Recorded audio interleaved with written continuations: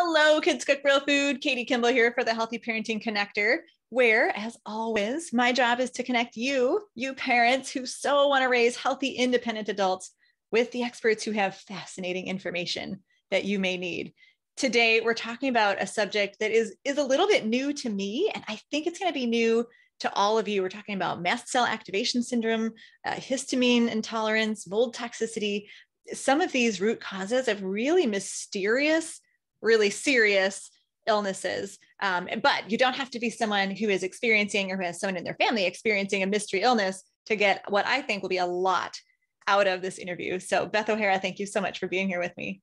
Oh, thank you, Katie. And I find again and again that this conversation is a game changer for many people. And I think it's going to turn some light bulbs on. So I'm excited about sharing it with your community.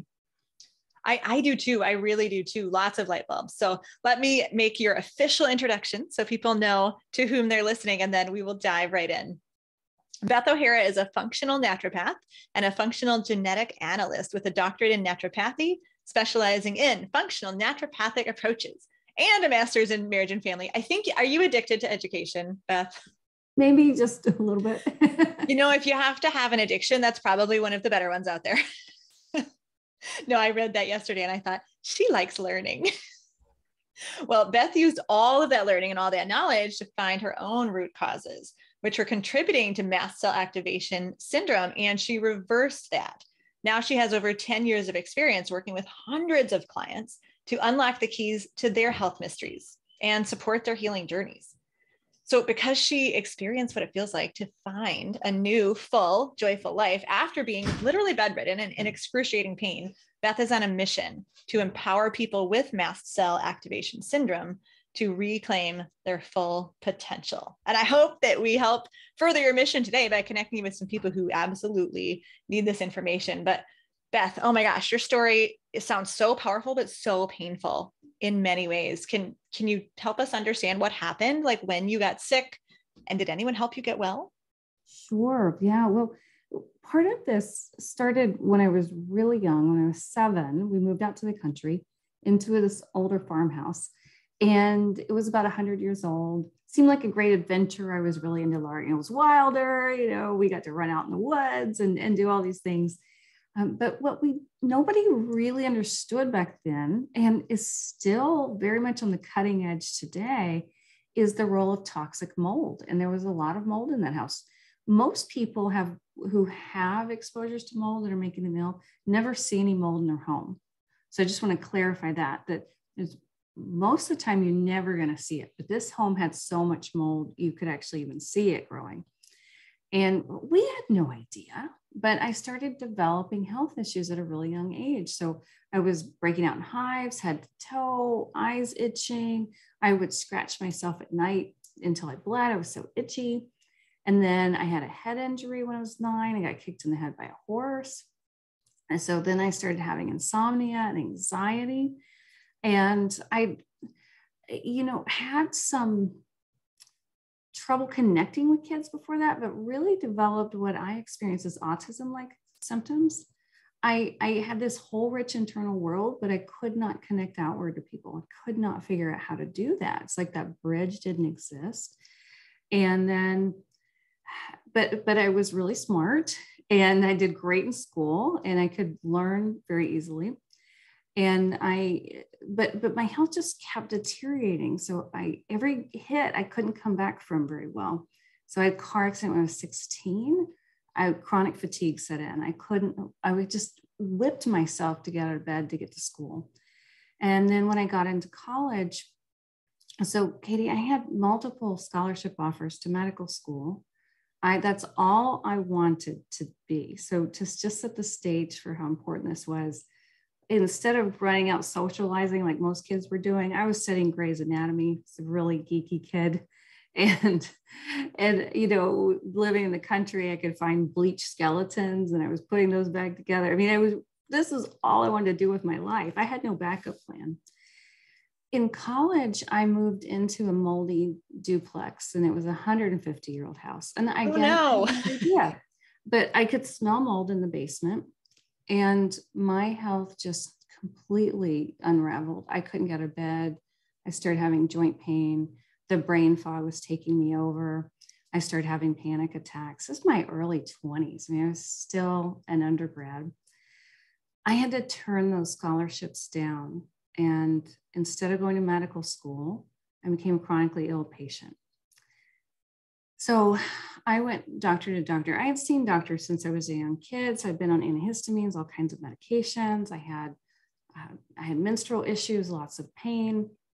I had ligament damage in my neck from the horse kick, lots of pain from that. I mean, I was a mess. By the time I was 28, and then I also had Lyme and Bartonella babesia. I didn't know it at this stage, but we were running out in the country. We were bit by ticks all the time. Dogs brought ticks into the house. You know, that was just part of life where there were ticks. So by the time I was 28, my friends were going out dancing. I was wearing orthopedic shoes and barely able to walk. I had to hobble with a cane just to get to the bathroom. It was a terrible existence. I couldn't work at periods of time. I couldn't read a book. I just was like a shell of a life. And I counted up at one point, so if I'm anything, I'm tenacious. I'd seen over 75 practitioners. And the best ones told me, you're the most complex person I've ever seen. You're the most sensitive, because I got more sensitive as I went along, and I couldn't tolerate any supplements. Even like a sprinkle medications would make me worse. Nothing made sense to my practitioners. The ones that were really frightened and didn't know what to say or didn't have any compassion would tell me that I wanted to be sick or I was crazy. And I share that because it's such a common story, and I hear it every week. I wish it was a unique story, but it's not. It's very frequent. And eventually, this was before telemedicine, it's before we had, all the things we have available today. I was working with the most experienced functional medicine doctor in my area. And I tried homeopathy. I'd been told so many times that it was emotional that I did a lot of therapy. I mean, I did anything that I could to try to heal. I meditated. I worked really hard. I developed my spiritual practice, worked on spiritual healing. But finally, the best functional medicine person I had access to, who was quite skilled and quite experienced, said, we worked together for about 2 years. I failed everything. I tried everything, but I failed everything. And he said, I don't know what else to do. And as devastating as that was to hear, it was also, I greatly appreciated his honesty. So I cried the whole way home. It was an hour drive. It took everything I had just to get myself there and get myself back. And I realized I'm going to have to make a decision. I'm either going to live a shell of a life, or I'm going to figure out how to get well. And I woke up that next morning and said, I have a pre-med background. I have moments in the day when my brain works. I'm going to figure this out. And I just basically took myself back to self-education, studied everything I could get my hands on, used the background that I had, and looked at really the interplay between complex chronic illness, the nervous system, and the emotional side, the trauma side. That horse kick was very traumatic, and what was happening biochemically and genetically, and started finding some pieces and putting the pieces together. And then I finally came across the work of Dr. Neil Nathan, who's one of my close mentors and really known for his work in mold toxicity, mast cell activation, Lyme. Went, oh my gosh, my whole life now makes sense. It was mold toxicity, it was Lyme, all that triggering this immune dysregulation called Mast Cell Activation Syndrome.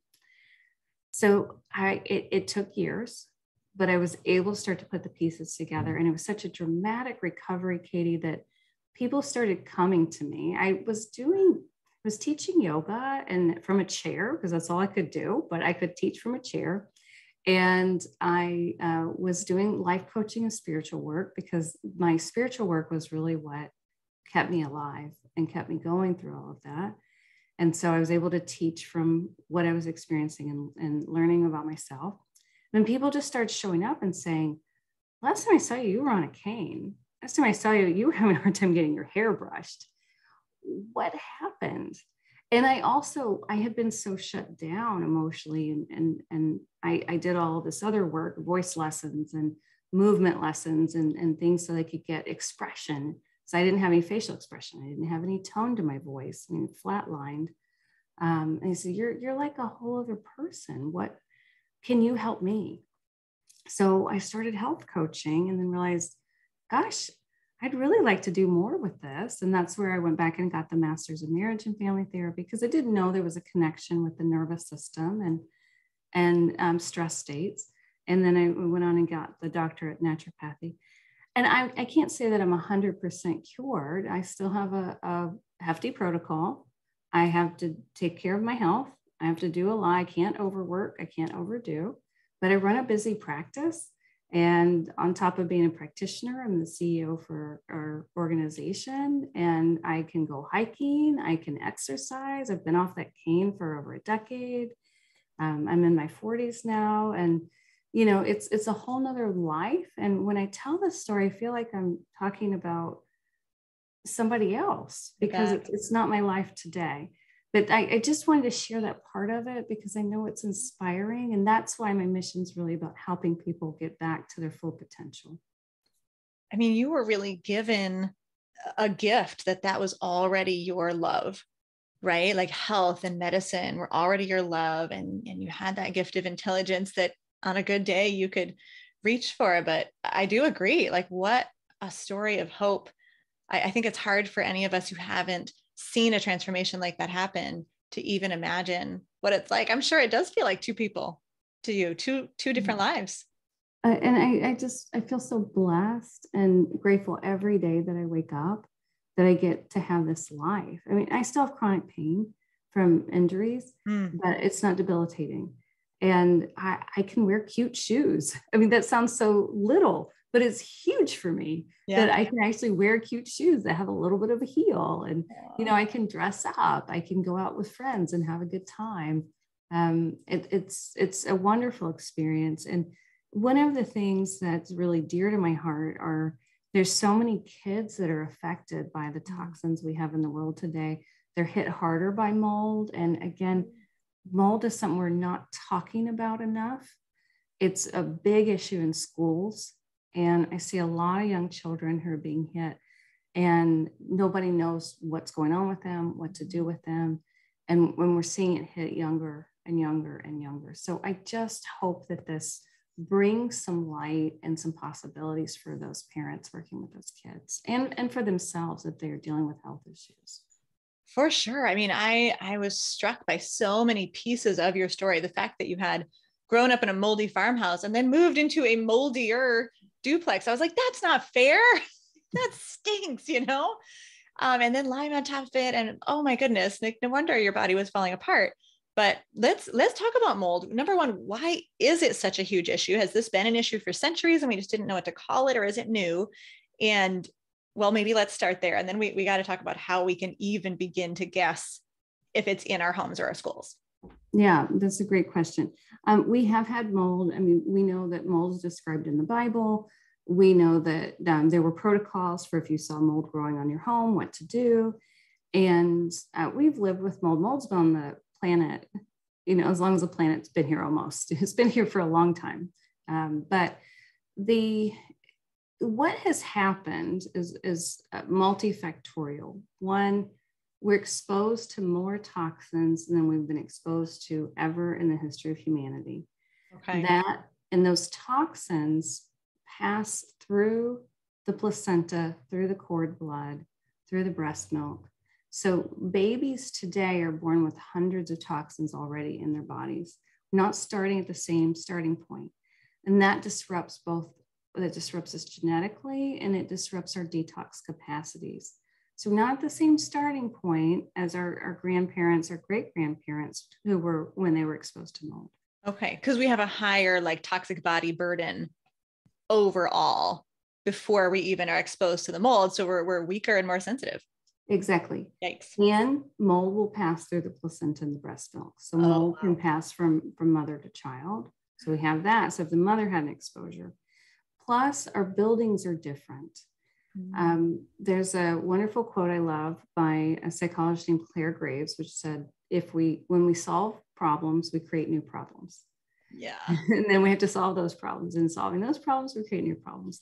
So we had the energy crisis in the 70s, and energy got really expensive. We started getting more environmental awareness and saying, we can't just keep burning all these fossil fuels. Right. So we solved that. A way that we've been working on solving that is building buildings tighter. And that has some really good benefits, but it caused new problems. And some of the new problems included holding more moisture in the walls and humidity. And mold loves humidity. You don't even have to have leaks, although leaks and water damage will cause mold growth. Yeah. Mold's always here. It's just, does it have the right conditions? Now we have better conditions for mold in buildings and schools. And so we've got this humidity. If we have humidity over about 50%, and I really encourage people to get little humidity gauges. You can get them, and I've got one here on my desk, and you can put these all over your house. You can just get them on Amazon. And make sure your humidity is not running above 50%. That's important. If it does, you need to use dehumidifiers. But the other factors are we're using a lot of fungicidal paints. Seemed like a good idea, but it's killing the weaker molds, and they compete the more toxic molds. So just like we've got this antibiotic overuse, we've got this fungicide overuse, we're using it on crops, all kinds of things. When we start the war, they fight back. Yeah. Yep. And then lastly, we need more research on this, but what many mold inspectors in the field who've been doing this for 40 years are noticing that since we brought Wi-Fi routers into buildings, since we've been having more smart homes, smart devices, both in schools and commercial buildings and homes, that it seems like mold experiences those electromagnetic fields as a threat and starts to produce more spores as a defense mechanism and release more mold toxins. So that's what's being observed.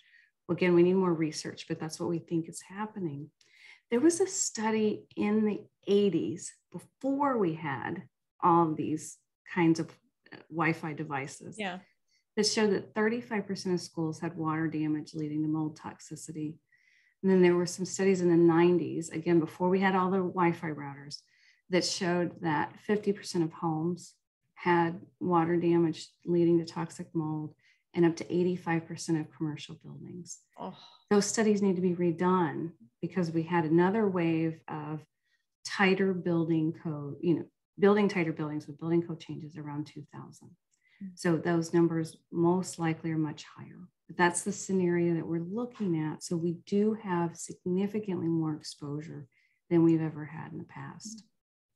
So, I've worried very often about mold exposure, and we had our home tested and we were like sort of in the yellow, if I remember right. I had no idea what to do with those numbers. I thought, well, it's not a huge red flag, so I'm out of energy to deal with this. I think what I'm hearing you say is that at work, at home, or at school, spinning that Russian roulette wheel, we're very likely to have one of those places with toxic mold.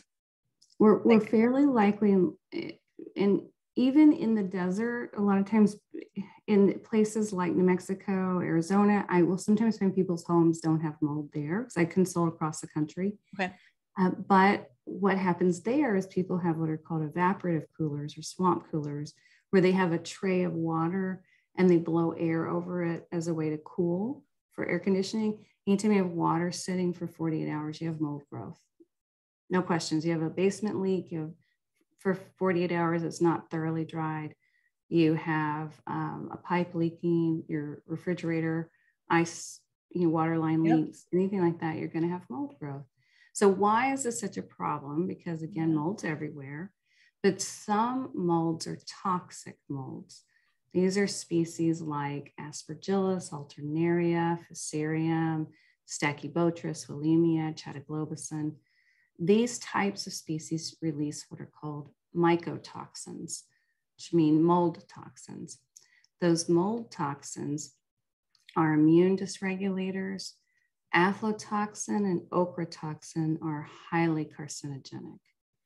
extremely, and they've been linked to most cancers. So there, and this is a big missing piece behind looking at these mystery chronic health conditions. This isn't being taken seriously enough. And even though there are mounds and mounds of studies, still have people who are fighting against this. And you'll get one, there was a paper that came out a couple of years ago that said this is a bunch of, this doesn't have any meaning, and don't pay attention to this. And it's like, well, you have this one opinion paper, and then you have thousands of papers showing this scientific evidence. Mm-hmm. And gosh, it's so interesting that you said keep your humidity below 50%, because there are other voices saying, oh, it's so much better for your lungs, or dust allergies, which 3 of my kids have, if your humidity is above 65%. So we have people who are, adding humidity to their home on purpose. And this makes life and health very confusing. Now, you said we shouldn't kill the fungus with fungicidals and fungicidal paints, but yet if we do, let's say we have a leak and it's been 72 hours, what do we do to fight back? Yeah, great question. There's 3 major steps. One, we have to stop the water source. So for those parents who grew up in the 80s, if we remember Gremlins, you don't get Gizmo wet. So you don't want to get the mold spores wet, and because they'll start to replicate. So wet means either leaks or it means humidity. Now, I like to shoot for between 40 and 50%, because it's true, breathing's harder. It's harder on the lungs below 50%. So that's my sweet spot on the humidity. And if we do have a leak, we've got to stop the water, whatever it is, roof leak, water line leak, something like that. Then wherever there's water damaged materials, this could be drywall, plaster, carpet, it could be wood, you have to cut that out, and really 2 feet beyond the visible water damage. And that's the thing that gets missed. Mold creates what's called hyphae. They're like roots, like tendrils, but they're microscopic. You're not going to see them. And it's going to go out beyond the water damage. So if you leave a little, then it'll just regrow if you get humidity or you get some moisture in there. Right. So you got to cut it out and replace it. And then I do like to use, there are enzymatic products, or there are some citrus-based products that are very effective at just helping to neutralize and reduce some of those mold spores. So there's a lot that we can do. And good news, Katie, is that 95% of people that I work with are able to remediate the mold. I've had only about 5% of people who had so much mold, it was going to cost more to clean it up than to move. But most people can clean it up and remediate. It's not fun.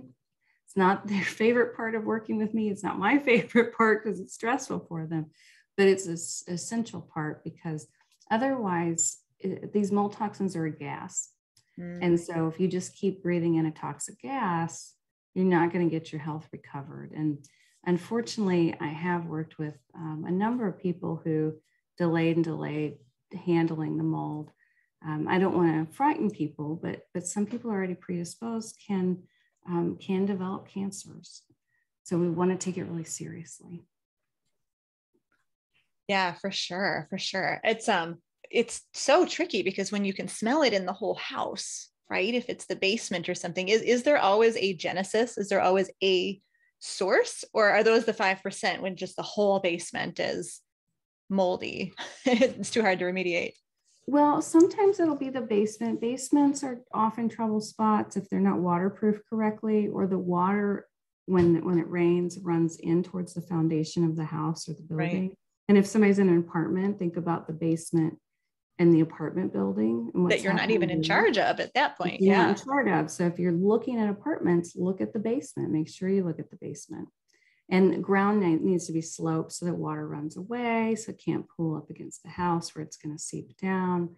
One of the biggest places people get mold issues is actually what's called a crawl space. Yeah. And this is area under the home where it's not finished. It's not a basement. It's usually about 3 or 4 feet high. And some people don't even realize they have a crawl space, but it's access under the house. And typically that will stay more humid. people don't realize that these gases are so tiny. They're down to what's called microns, so 0.003 microns. That's so small that they seep up through the tiny little cracks. Even if you have a well-sealed home, they'll come up through the switch plates, the electrical outlets, and things like that. Wow. I feel like I'm like listening to the script of a really bad horror movie. So we have some ideas of how to perhaps look for mold in our house. What do we look for in our bodies that can say a red flag, like, maybe you should consider mold toxicity? Great question as well. This is where this also has eluded many people, is it will show up in lots of different ways.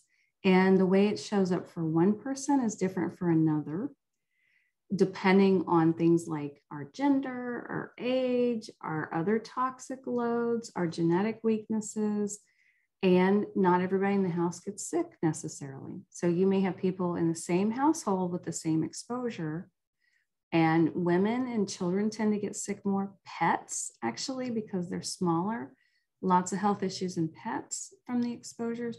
It's very frequent to just have one person in the house who's sick. So some ways it shows up.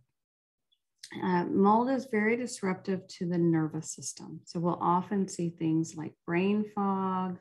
We'll see things like sensitivities start to show up. It could be light sound sensitivities, could be ear ringing, could be things like supplement or food sensitivities. Think about food sensitivity for kids that are really picky eaters. This may not be, there may be a reason behind it. They may feel really bad after eating certain foods. When I was a child, I hated hamburgers. I hated hot dogs, Spam, things that were processed. I felt really sick after them. So I didn't want to eat those foods. And then, my parents, as well-intentioned as they were, they didn't get it. They just thought I was being difficult, but I wasn't being difficult. I just didn't want to feel sick. Right. I didn't have any words to express it either. So we see that frequently. So sometimes heart palpitations, we think about that as the heart, but that's actually nervous system signaling. Then we can get things like gut issues. So we might see chronic constipation or loose stools. We can get all these GI type issues, gut pain, things like that, because the mold gets processed through the GI tract and out through the bowel movements. We can see things with sometimes breathing trouble. We can see things with nasal congestion, chronic. 85% of all nasal or sinus infections, research has actually shown they're fungal. So this continual antibiotic use for sinus infections is a bit outdated, and those antibiotics can worsen fungal issues. Well, we inhale mold spores, and then this is the perfect environment. It's dark, it's damp. Mold loves dark and damp. So we can have these kind of sinus things. We see things like chronic thyroid disruption, other types of hormone disruption like estrogen, progesterone disruptions. We see things like early puberty. There's some mold toxins that act as estrogens in the body. And we see things like hair loss. How that shows up is, again, different person to person to person. So one, it has to do with how molds will affect different systems in the body, these different types of toxins. The other piece of it is this piece called mast cell activation. So mast cells are our major frontline defending and sensing immune cells of the body. They are everywhere our bodies meet the outside world. So line the sinuses, the eyes, they're all through the skin. They're in the whole GI tract. So from the mouth, the esophagus, all the way down, the stomach, the intestines. They're in the lungs and the trachea. They are in the heart. They are in the muscles, the bones. They're in every tissue in our bodies. They line the blood vessels. And what they're doing is they're sensing for pathogens like viruses, bacteria. They're sensing for toxins, mold toxins, chemical toxins. They also line all of the nerve endings and the nerve sheaths, and they're sensing for stress. So this is very important. So when we have toxins, pathogens, stress, injury, things like this, Their job is to create some inflammation to stimulate healing and protect us. And that's very important. We can't live without them. Have been rare cases of people born without mast cells, genetic, very, very rare genetic conditions, and they have to live in a bubble because they have no protection. So they are very important. We can't survive without them. And they are now on duty because of the lives we live. They are guarding our castle gate, and they are on guard 24/7 with no breaks. So that's because of the onslaught of the chemicals we're exposed to, the EMFs that, we didn't have when human beings first started here on this planet. Our bodies weren't developed to have ways of understanding EMFs on that cellular level. So they're registered as kind of odd to the mast cells. And this isn't pseudoscience. There are lots of published papers on how EMFs trigger mast cells to produce inflammation. Lots of mast cells, when we have chronic conditions, mast cells migrate into the brain. And people with chronic illness have a lot of mast cells in the brain. They'll release inflammation in the brain to protect the brain. That inflammation is not comfortable. Now, in a really healthy example of how mast cells work, if you cut your finger and you don't get cleaned out fast enough, you have bacteria get in there, it's going to get red, probably get itchy, puffy. Mast cells are releasing their mediators. Histamine is one of the over 1,000 that they release, but histamine is the one that's most well known. And they're calling together immune cells to come in and do their job. Cells like white blood cells and so on to clean this up. And they're big orchestrators of the immune system. So they're going to signal, hey, T cells, B cells, these other cells, you need to come in and do your cleanup work or do your job here. So then, generally that cut's going to heal. It's all going to go away. And it's just fine. So that's normal mast cell activation and calming back down. But what's happening is just like when you have, if you had security guards who never got to take a nap, or they never got to go to sleep, if you've ever been sleep deprived, you know how you get really wonky and nothing makes sense anymore. The mast cells, when they're constantly triggered, get oversensitive. They start over releasing these mediators. They get overly responsive. So now we have excess inflammation. So Mast Cell Activation Syndrome is a condition where we have mast cells in 2 or more systems, any 2 or more. So it could be gut and respiratory, could be skin and sinuses, it could be hormonal, and it could be brain involvement. It could be all of these. It can be with anaphylaxis or without. It's associated with anaphylaxis, but lots of people don't have anaphylaxis with it. Can be associated with allergies, but not everybody has allergies with it. But it's a multi-system inflammatory condition that's being triggered by too many toxins, too many pathogens, and or too much stress. And we live very stressful lifestyles. Also, compared to even 100, 200 years ago, we weren't running kids to 4 different games on the weekends and trying to make PTA meeting in between and try to fit in a 15-minute power lunch with a friend. We didn't have those kinds of schedules for most people. That's stressful. We didn't have rush hour traffic like we have now. That's stressful. So we've got a lot going on, and our mast cells are taking the hit for us, and then they over activate. So I guess I was going to ask how mold toxicity is such a big trigger, but I mean, I think I know. It's just this whole toxic body burden, really everything could be a trigger. Mold toxins are one of the most toxic things most people come into contact with. Wow. They actually have used mold toxins for chemical warfare. And there's one of them called mycophenolic acid, which is an incredibly toxic, it's used in a very, very toxic chemotherapy drug. These are very harsh. And this is one of the biggest triggers, the mold toxins, and then Lyme and the co-infections, some of the biggest triggers. One of the others is trauma or chronic stressors, being in a very stressful relationship or witnessing, being a child witnessing abuse. that is also, these are some of the biggest triggers I see to mast cell activation. This is why I want parents to listen. Mast cell activation, even if you've not heard of it, is one of the most under-recognized and common complex chronic conditions affecting people. Population studies show that this is affecting, on the low end, 9% of everyone in the Western population, and up to 17%. Sure. So almost like 1 in 10 to 2 in 10, and that's kids and adults. Yes, it's kids and adults.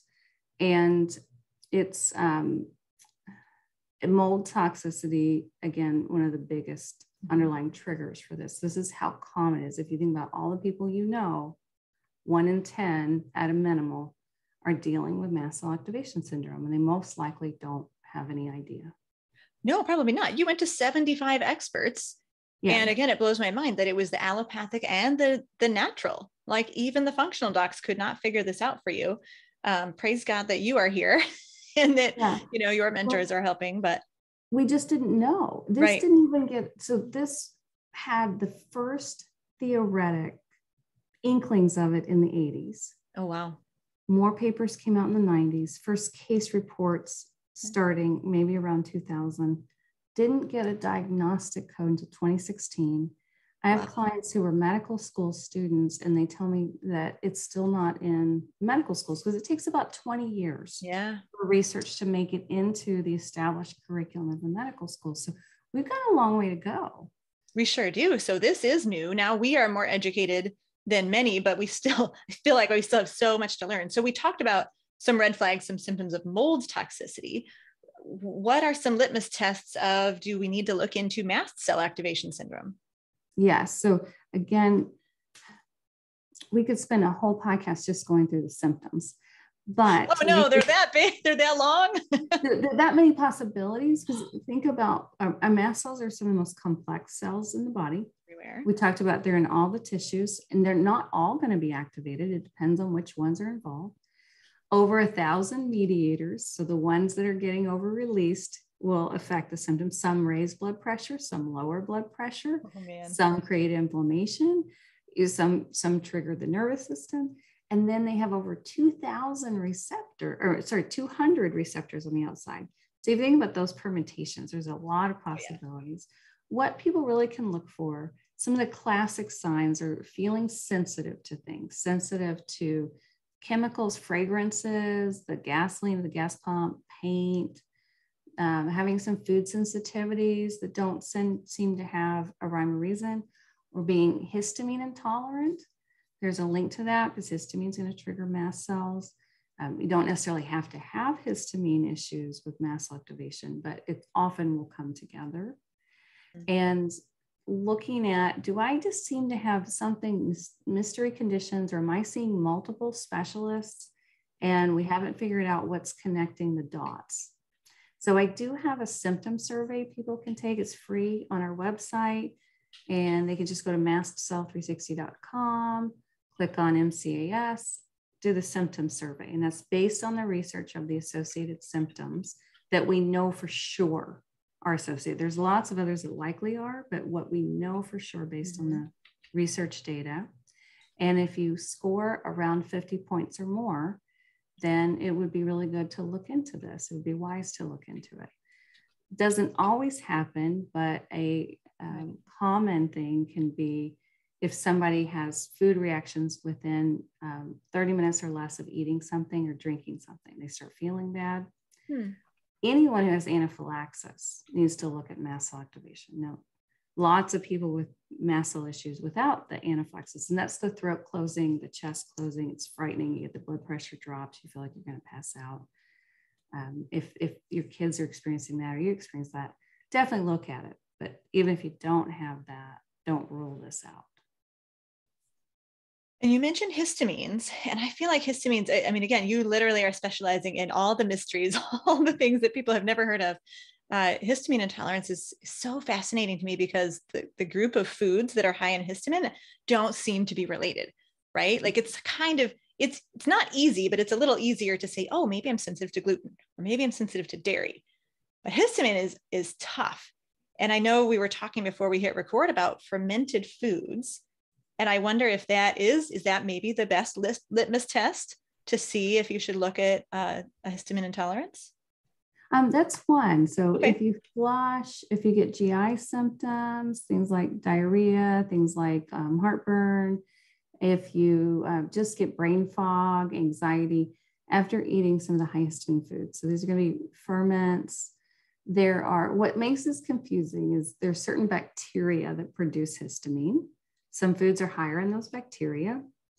And then some foods are histamine liberators, and they'll push the body to release histamine. And that's why it's such a variety, like a wide variety of foods. But the most common people are going to run into are things like spinach, pineapple, strawberries, our kombucha, all of our really lovely ferments that we use for gut health. Some people know they feel terrible on those. Things like ground meats or processed meats are higher histamine, wine, beer, those fermented drinks. So when I first started working on when I really worked on going healthier with my foods, and this was over 20 years ago, and I found the Weston A. Price work, I was like, I found the Holy Grail. This is amazing. And I was so excited. And because I jump into things, 150%, my kitchen looked like a little laboratory. So I had all my ferments bubbling, and I was making my own kefir and all these different things, making my sourdough bread. And my symptoms got worse and worse and worse. So most of those foods are great for most people. And I don't want to throw the baby out with the bathwater. Those are wonderful foods for people who do well with them. And I learned a lot through that about eating clean and whole foods and pasture-raised meats and things like that. But I learned that I had to adapt it for me, and that I was probably overdoing the ferments by a lot. And, maybe I should have been having 2 tablespoons and not a cup of fermented veggies plus kombucha plus kefir every day. But that's one of the things that is common for people who have come in through that world as well, is to have an experience there. So I don't want them to throw out the wonderful work and say, well, that just didn't work for me at all, but to say, oh, maybe I have an issue with the histamine part, and I need to look at that side. Yeah, I love that. Rather than throw this out and say that didn't work for me, it's all a signal, it's all a sign. I heard someone say last week, like, if we try something and you get better or you get worse, or symptom A gets better or worse, we know we're onto something. Yes. And I just think that's like a fascinating mindset to take on. If it gets worse, you are getting close. Like you're figuring something out because you're changing things in your body. Now, Beth, we're all parents here, and we all have that worry for our kids, all the listeners. And I think your experience, your expertise does connect to a big worry for parents. Like, what do we need to do to potentially protect our kids? And then I'm thinking specifically of the many, many children, numbers are increasing dramatically, who have autism, who have ADHD, special needs, and they're having trouble. Parents are having trouble finding the root causes. Is that in this world as well? Absolutely. There's clear, strong links in the research between mold toxicity and autism, and mast cell activation and autism. Mast cell activation is an inflammatory disease. Autism is a neuroinflammatory condition. And so if we're working with those conditions, and I take a different view of autism. I see this as, I love the neurodivergent word. I like to look at how we have these beautiful differences in thinking, but a lot of people on the spectrum are suffering. Yeah. And they're suffering with those neuroinflammation. So how do we make that more tolerable, more comfortable, while we support this neurodivergence, we support this beautiful, different way of thinking and seeing the world. And we really can do that. One of our first starting points, so I have these steps that we take people through. And the first step is stabilizing. Many people jump right into detox, they jump into mitochondrial supports, and then it backfires, and you get these flares and you get these setbacks. So we find, particularly people who are a little more sensitive, they're more complex, we need to come and stabilize first before we go into any of that. And we stabilize by cleaning up our environment. That's going to be our chemical exposures, getting rid of those Glade plugins, getting rid of the, using essential oil scented candles instead of fragrance scented candles, cleaning up our cleaning products, our foods, the best we can. Now, sometimes we have people who are down to too few foods. I was working with a woman who she had so many food reactions. All she could eat were pizza rolls and Hershey Kisses. Oh, man. Without going into anaphylaxis. So I just want to say, too many people beat themselves up. We have to do the best that we can, but clean up everything that we can clean up. And then we stabilize these mast cells. And the way that we do that is twofold, two approaches. Mm-hmm. We come in through mast cell supporting supplements. Some of my favorites that also work really well for kids are DAO supplement. That's diamine oxidase, breaks down histamine in the gut. Things like paramine, which is perilla seed extract, very helpful for mast cells. There's a wonderful Chinese skullcap extract called bakelin, and it also calms the nervous system. It helps calm neural inflammation. So we work with these types of agents. Quercetin doesn't work for everybody, but it works well for many people. Things like vitamin C, vitamin D, but we're going with soothing. What's calming? Got to take people down a few notches before they can go into detoxing, because detoxing is going to stir things up. Right. So I don't want to take somebody's up here and then they're going to have more issues. They're going to have flaring. We don't have any room to flare. We got to come down. We don't have to be symptom free, but we're going to come down. And then the other thing we do is nervous system work. We work on two branches of the nervous system in particular. It's called the vagal nerve. Many people probably heard of. And then the other part is called the limbic system. And this is a part in the brain that controls fear and emotion. So particularly for people who have a lot of anxiety, they have a hard time calming down. The kids that have a hard time calming down, we have to reprogram those. And there's wonderful tools and ways to do that. I have a whole course that teaches people how to step themselves through various options that are out there. And I give them some steps right there in the course they can start doing right away. And then I talk about many of the other offerings and how to sift through what's best and right for you. And I have a course on the supplements too, so people can learn about how to use and when not to use some of these supplements. So there's something called salicylate intolerance where people have trouble with the herbs. So how do we navigate that? And then once we've brought things down a few notches, then we need to do what's called precision detox. And I call it precision detox because there are a lot of just generic detox protocols that are used for anything. And that's fine for some people, it works fine for some people. A lot of people that I end up seeing, they have trouble with some of these stronger detox agents like what's called glutathione, may have backfired on them. They have trouble with some of the methylation products like methyl B12, methylfolate. They're just too strong. Okay. And what we know now from the research, and I was on a research team with Dr. Neil Nathan and Dr. Joe Mather, and was really blessed to get to join them in doing some of this research. And then Emily Givler, my friend and colleague, joined us. And we mapped out what the research literature says, which binders best bind which mold toxins. Ooh. And what we found is that they don't bind equally. And there are some binders that aren't going to get all the mold toxins. There aren't any binders that get them all across the board. They have very different chemical structures. Wow. Just like we have different binders, what you might use for mercury versus lead, or you might use for glyphosate or things like that. So we've got that all laid out now. And there are different detox pathways in the liver for these different toxins.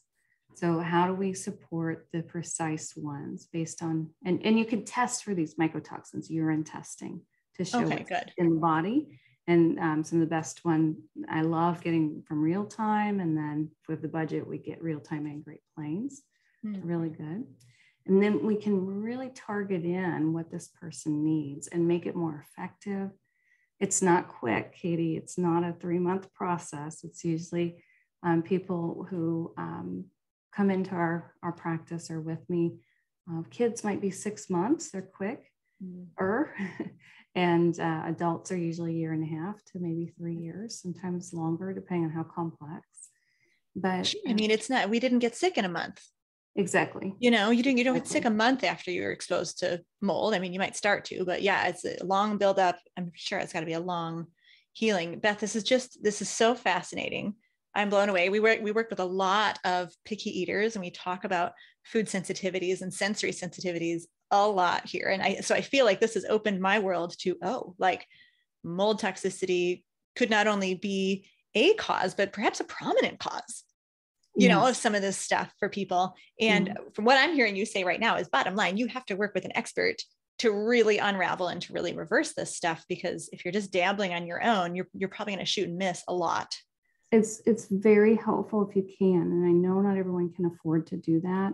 So that's why I laid these courses out. And we also have the MC360 Precision Mold Masterclass.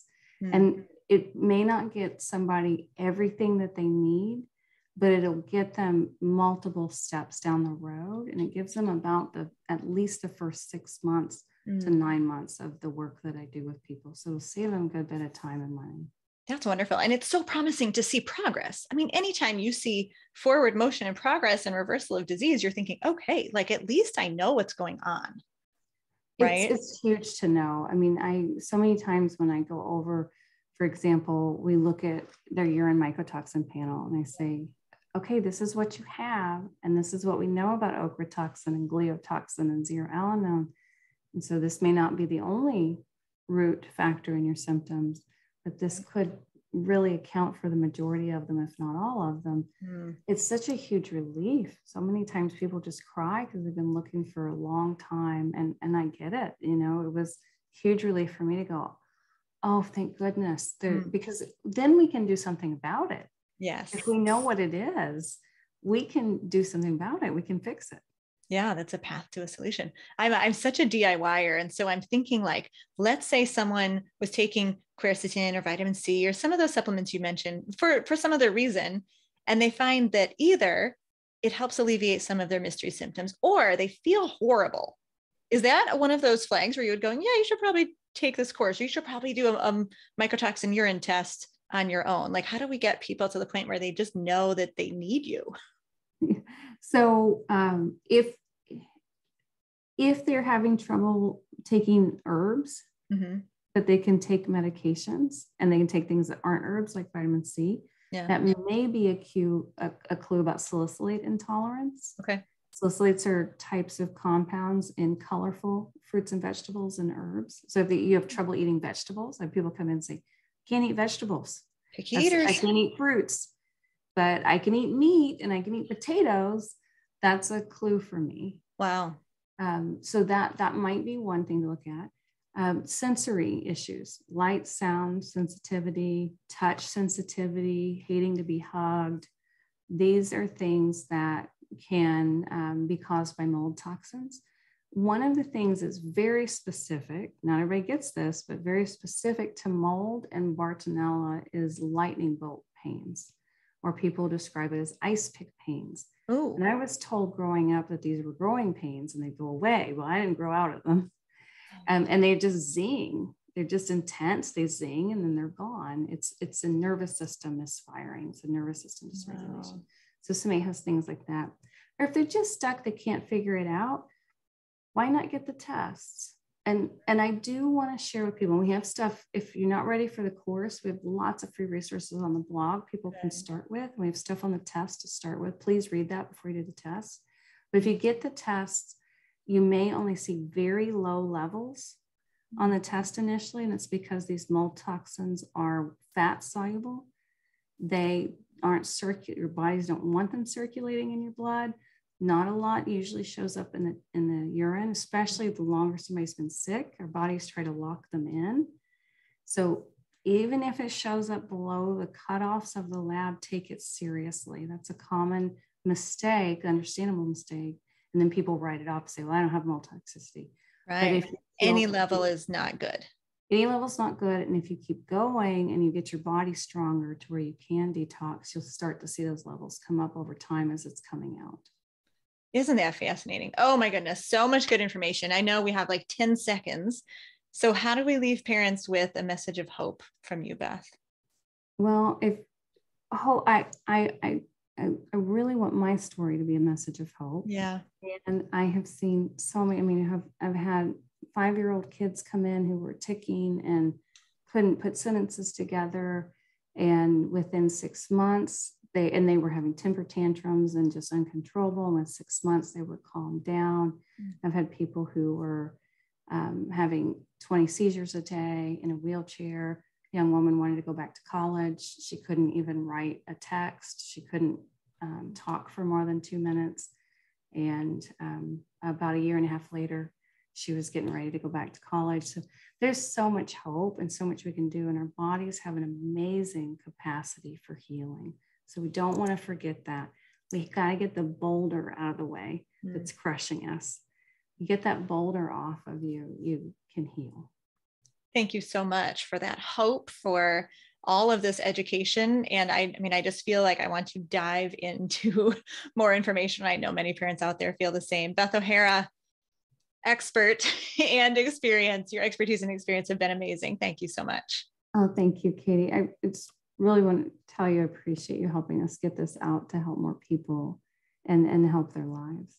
And parents, I will be back next week with another episode of the Healthy Parenting Connector so that we can raise healthy, independent adults ready to launch into the world.